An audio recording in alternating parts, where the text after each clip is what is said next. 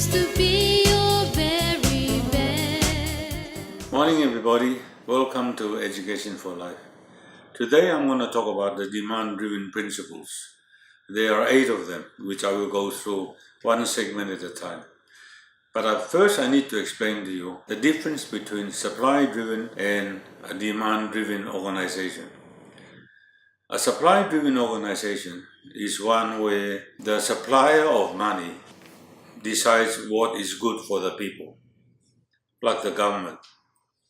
They decide, they make policies according to the thinking of government about what the people needs.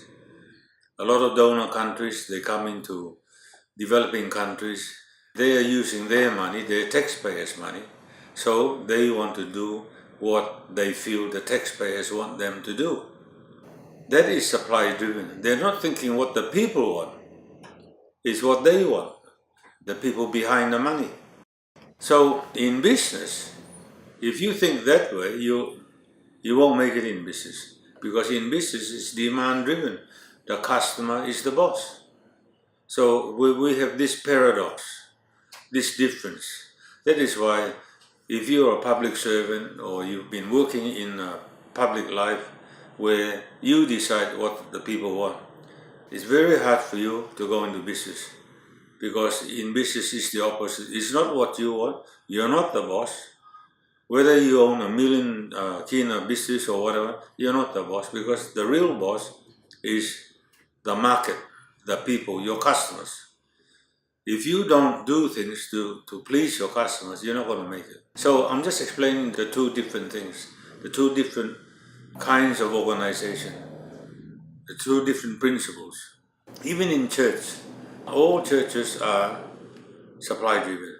It's about what the church wants. It's not about what the congregation wants, the needs of the congregation. It's the needs of the church. The institution, the church institution, is about their needs. I'm not criticizing the government or churches or whatever. This is the way things are. So if you have your money, you want to spend it the way you want to spend it. That's supply driven.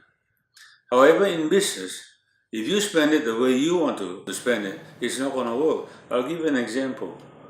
If you're a musician, you like writing songs, lyrics, you like singing. If you write the types of songs that you like, you are unlikely to succeed in making a lot of money. If you write the songs that the people want, the customers want, you will make a lot of money, because you're focusing on the needs of the people. In business, only one person will make you rich.